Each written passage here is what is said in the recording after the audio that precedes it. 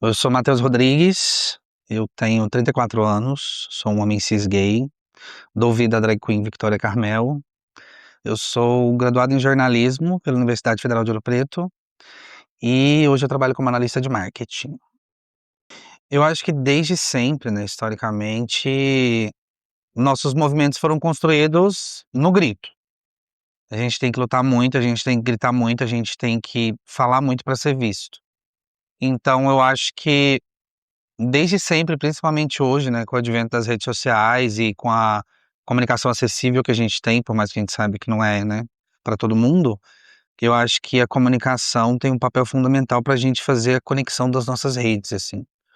Eu entendo muito, eu sempre falo muito para os meninos na diretoria de comunicação que as pessoas estão muito acostumadas e esperam da gente que a gente faça o mínimo algo muito medíocre e bagunçado, que é o que sempre esperam da comunidade LGBT.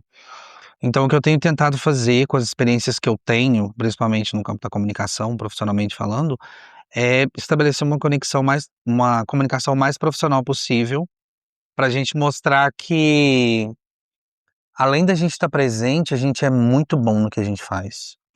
Porque a gente, enquanto LGBT, eu tenho falado muito isso, porque eu estou vivendo um momento profissional muito bom, assim.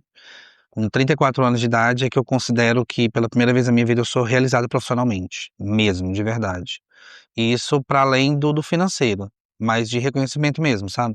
Das pessoas olharem para mim e falarem: "O seu trabalho é muito bom, o que você está fazendo é muito bom". Então eu realmente comecei a reconhecer esse lugar, e aí o que eu tento aplicar na comunicação da Associação da Parada é isso, é mostrar que a gente não só faz no grito, mas a gente faz um grito muito bonito, assim, que a gente consegue fazer direito. E mostrar para todo mundo que eles podem esperar que as nossas coisas sejam bagunça, mas que a gente vai fazer tudo muito completo. Que a gente tá muito evoluído e a gente não tá mais lá atrás.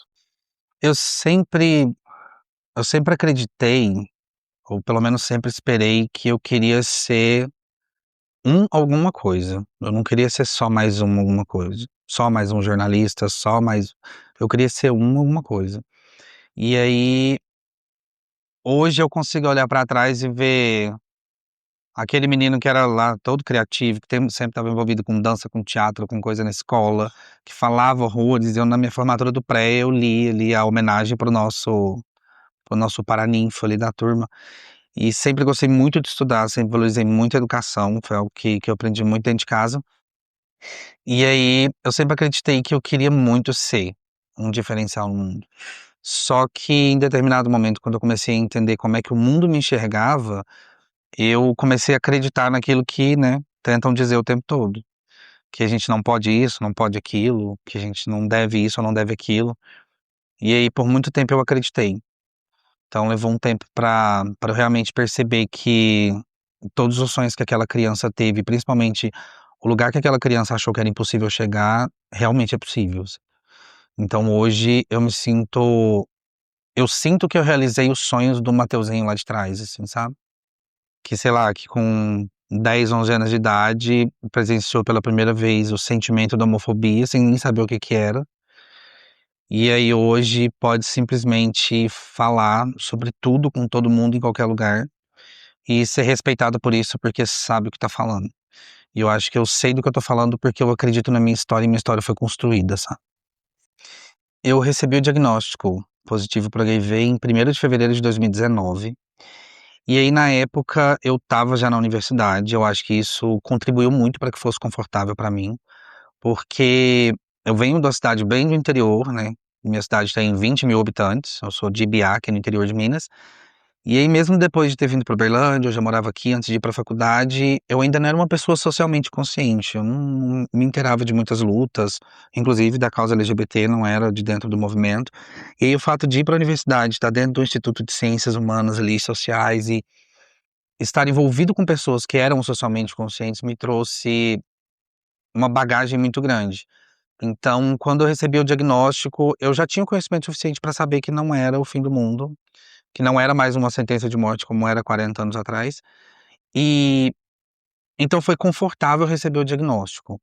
Eu fiquei bem.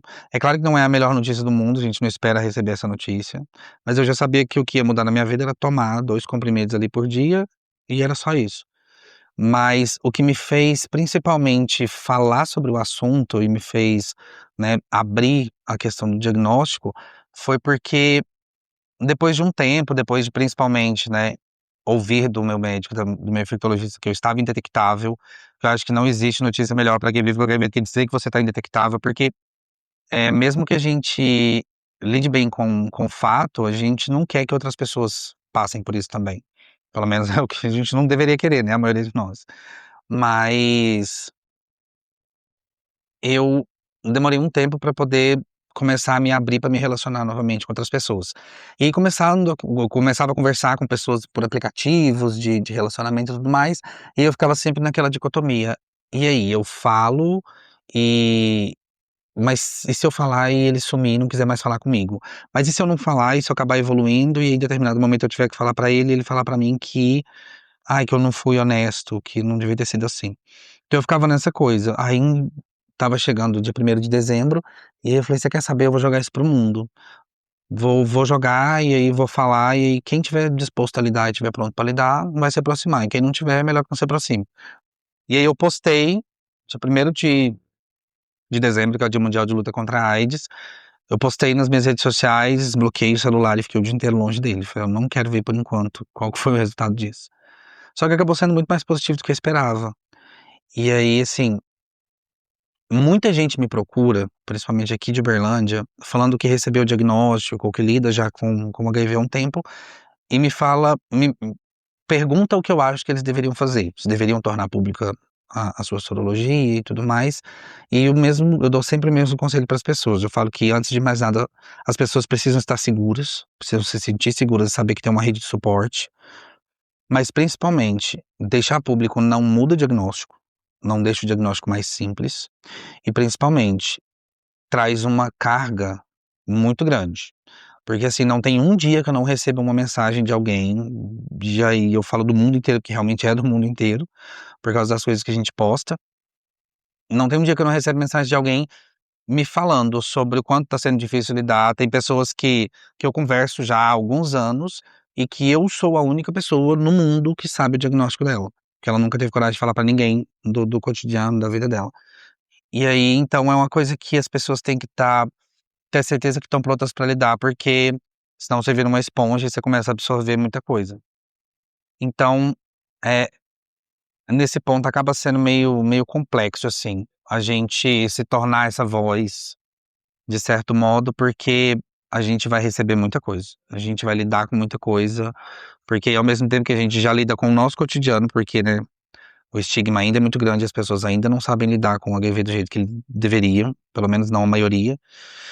Então, a a gente vai receber muita coisa. Então, além do meu diagnóstico, eu vou lidar com o diagnóstico de outras pessoas, com a luta de outras pessoas. Já recebi mensagens de familiares de pessoas que estavam ali no estágio avançadíssimo de AIDS, internado com tuberculose, à beira da morte, sem saber o que fazer.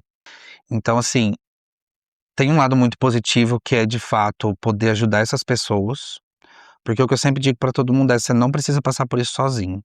Eu tô aqui, pega na minha mão, a gente vai junto, sempre que você precisar conversar eu tô aqui". Mas tem o lado complexo aí, que eu acho que as pessoas precisam ter um pouco de cuidado, porque não é simplesmente jogar para o mundo, assim, é ter responsabilidade, porque a gente vai ter que ajudar outras pessoas a lidarem com isso, sabe. Mas no geral, eu tenho sido muito feliz, porque eu tenho visto que tá fazendo diferença, que eu tô outro dia eu conversei com um menino que a gente se conheceu, ele estava muito mal, assim, no estágio também já avançado de AIDS, porque ele não fazia o tratamento antirretroviral, porque não tinha coragem de ir no postinho buscar, e ele é daqui.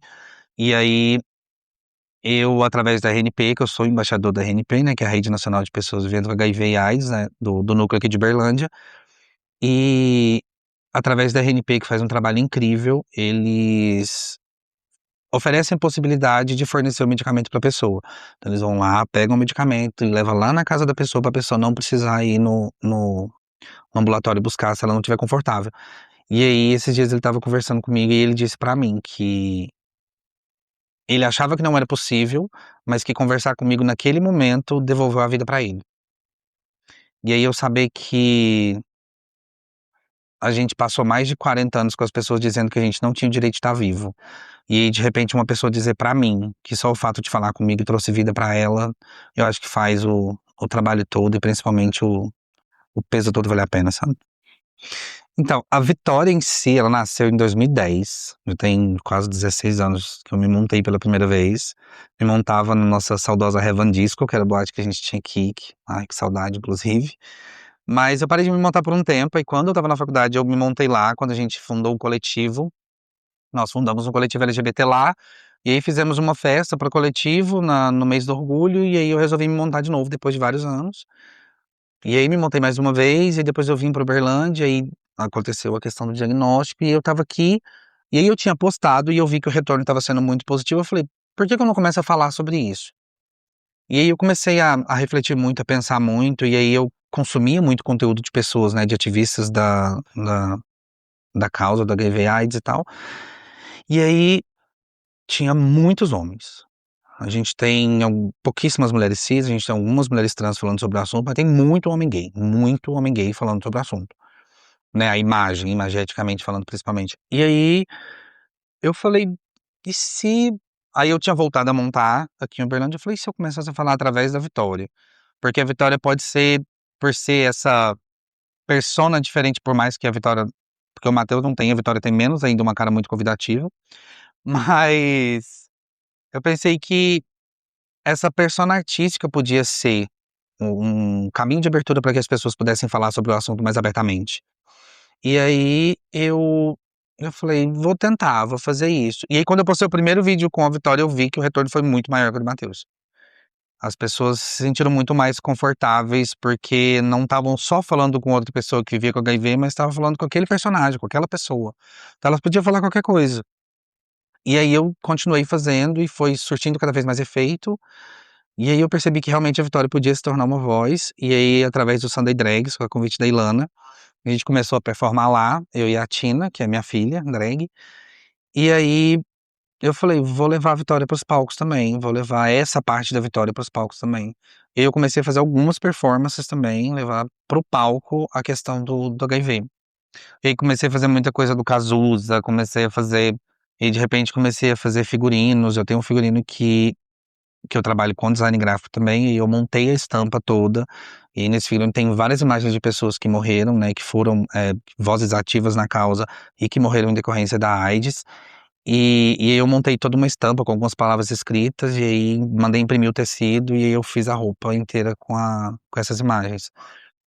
E aí, nesse momento eu percebi que a Vitória podia ser uma voz artística no palco também.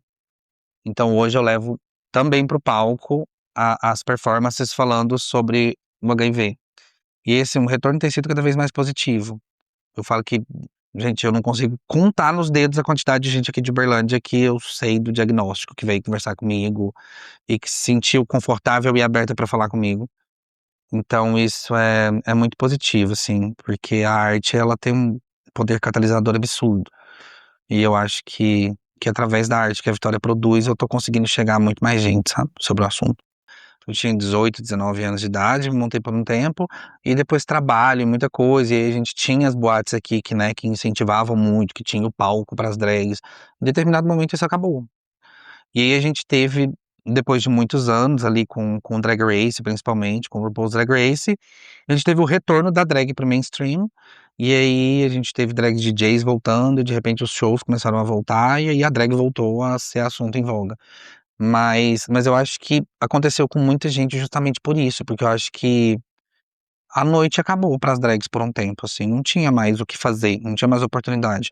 Tanto que, em certo momento, teve muita drag DJ, assim, começou a tocar nas boates, principalmente aqui em Uberlândia, e aí veio a Pablo Vittar, que é, né, a maior drag do mundo, e a Pablo realmente abriu o caminho. Depois da Pablo ali, com a força do Drag Race, eu acho que a drag voltou e voltou com tudo, assim. Eu acho que hoje o movimento drag é muito forte, assim. Eu sempre acreditei muito que é completamente impossível a gente viver sozinho. Eu venho de uma família que é muito unida, mas não afetuosa. Então o afeto é algo complicado pra mim, principalmente a demonstração explícita de afeto. Mas eu venho de uma família e de um lugar onde é todo mundo muito unido, muito, muito mesmo, assim, de saber que a gente precisa estar junto pra gente chegar em algum lugar. E aí foi assim que eu cresci. A minha casa sempre foi o lugar onde todo mundo se reunia para fazer as coisas, e até hoje é a mesma coisa. É aqui na minha casa que todo o meu grupo de amigos se reúne para poder fazer as coisas, e sempre foi. E aí essa rede ela é construída a partir mesmo que do de um afeto que não exista explicitamente ou muito, porque todo mundo fala pra mim que eu não tenho coração, mas na verdade eu tenho até demais, porque eu sinto que hoje eu construí uma rede de pessoas perto de mim que é muito genuínas. Eu realmente tenho perto de mim pessoas que eu sei que eu daria a vida por elas, elas dariam a vida por mim. E é muito bonito ver isso, porque eu acho que desde sempre nós, né, pessoas LGBTs, a gente precisou construir família, porque a grande maioria de nós vem de famílias que não souberam lidar com a gente. Porque, para além de qualquer coisa, eu acho que a grande maioria das famílias, principalmente brasileiras, não sabem lidar com as pessoas LGBTs. Porque a gente é ensinado a ser LGBTfóbico, desde sempre. E principalmente vindo muito do interior. Então, a gente aprende, assim, instintivamente a construir família. A gente constrói, para além da consanguínea. E eu tenho, assim, há muitos anos, uma família comigo, para além da que me criou e que tá lá também, que eu amo demais. Mas eu tenho hoje uma família que foi construída com muito afeto, com muita proximidade, eu acho que com muita coisa em comum. Agora nós somos um grupo muito unido pela arte agora também. Eu tenho amigos que estão muito próximos de mim por causa da arte drag, por causa de tudo que a gente faz. Então, minhas redes de afeto foram construídas na base do afeto, na base da proximidade, da confiança e principalmente de compartilhar essa ideia de que a gente precisa ter alguém, a gente não pode estar sozinho, porque sozinho a gente não chega em lugar nenhum. É, eu acho que não dá pra separar, assim, o Matheus da Vitória. Eu acho que a Vitória ela só é a potencialização do que o Matheus ouviu a vida inteira que ele não podia ser. E aí, sempre que eu ouvia alguma coisa que eu não podia ser, que, ai, não pode pôr a mão na cintura assim, não pode fazer assim com o cabelo, não pode cruzar a perna assim, e aí a gente vai guardando. E aí, de repente, veio a Vitória tirou aquilo tudo que estava guardado e falou: então eu faço isso. Já que por muito tempo você não pôde, eu faço. Mas a Vitória é o Matheus, e o Matheus é a Vitória. Eu acho que a Vitória é só meio que um outdoor do que o Matheus sempre sonhou ser, e aí, de repente, a Vitória disse que podia. Então eu acho que nos dois casos eu enxergo o amor da mesma forma e o amor pra mim é isso, é rede. Eu acho que o amor é herança, o amor é possibilidade, porque e possibilidade e falta dela também, porque muitas vezes, mesmo tendo amor, a gente precisa provar que a gente precisa ter esse amor com respeito, como é dentro de casa, por exemplo. Que eu sei que meus pais me amam, mas por muito tempo eu tive que lutar para que eles me respeitassem enquanto ser humano, porque eles não me viam como ser humano. Então, eu sempre fui o filho deles, eu sei que sempre me amaram, mas eu precisei provar que eu era um ser humano. Então, eu acho que o amor é isso. O amor é a gente enxergar as possibilidades de transformar a nossa vida, a vida das pessoas e o mundo através da conexão, sabe?